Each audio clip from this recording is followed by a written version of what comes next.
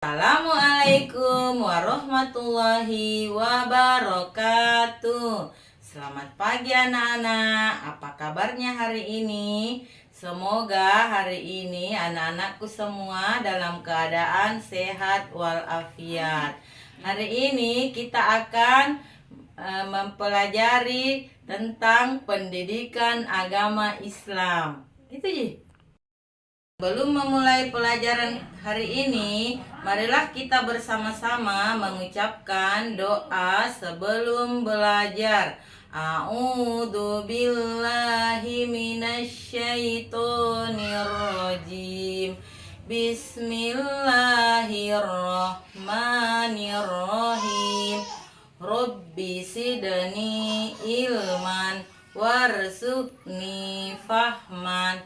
Ya Allah, tambahkanlah ilmuku dan berilah aku pemahaman yang baik. Amin.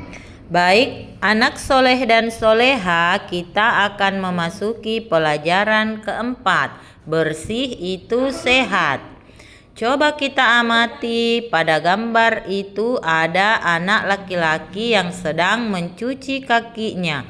Allah Subhanahu wa Ta'ala mencintai orang yang bersih dan suci.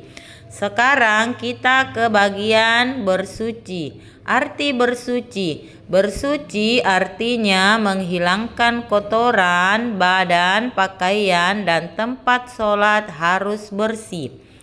Bersuci bisa menggunakan air. Bila tidak ada air, boleh dengan tisu atau batu atau juga daun. Macam-macam bersuci. Bersuci bisa juga dengan mandi dengan cara istinja. Mandi, apabila badan kotor, kita harus mandi. Dengan mandi, badan kita menjadi bersih dan sehat. Kemudian istinja. Apa itu istinja? Istinja adalah membersihkan kotoran setelah buang air kecil atau air besar. Sekarang kita ke bagian B.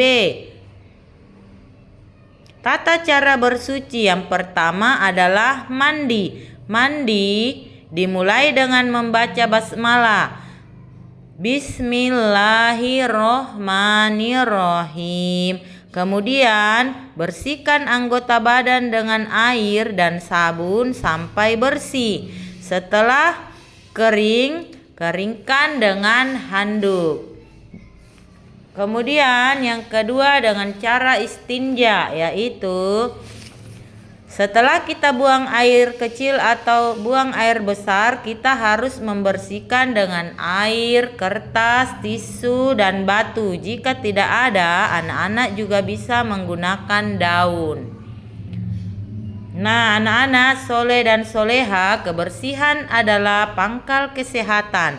Bagaimana cara kita agar sehat? Yang pertama tadi yaitu dengan cara mandi.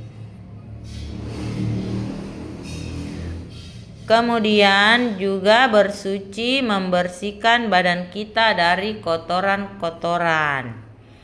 Sekarang kita ke bagian C, hidup bersih. Bersih pangkal sehat, bersih bagian dari iman. Nah, yang pertama bersih badan. Bagaimana cara kita membersihkan badan? Dengan cara membiasakan mandi 2 kali sehari. Kemudian sering-sering mencuci tangan agar tangan kita menjadi bersih dan terhindar dari kuman-kuman, juga virus-virus. Kemudian dengan menggosok gigi dengan cara yang benar. Kita harus rajin menggosok gigi setelah sarapan pagi, kemudian juga sebelum tidur malam.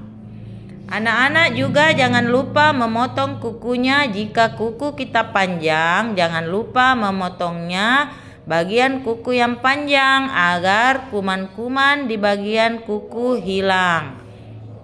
Yang kedua, pakaian harus bersih. Nah, anak soleh dan soleha, Pakaian yang kotor harus dicuci.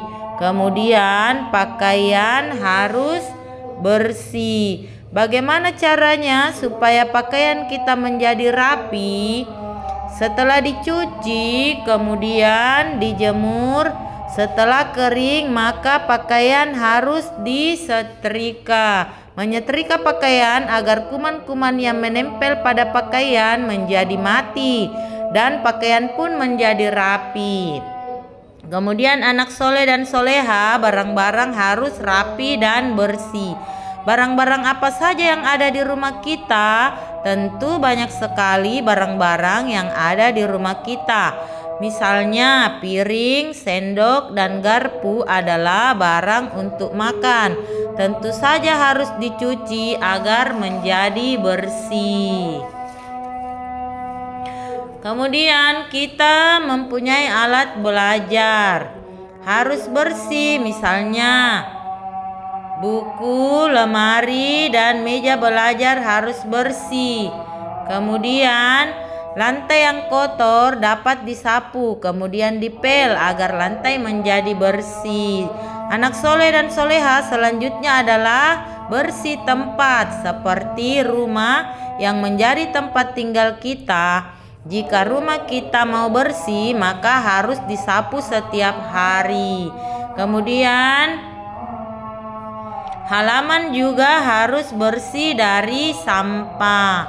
Kemudian tempat sholat juga harus bersih dari najis dan kotoran.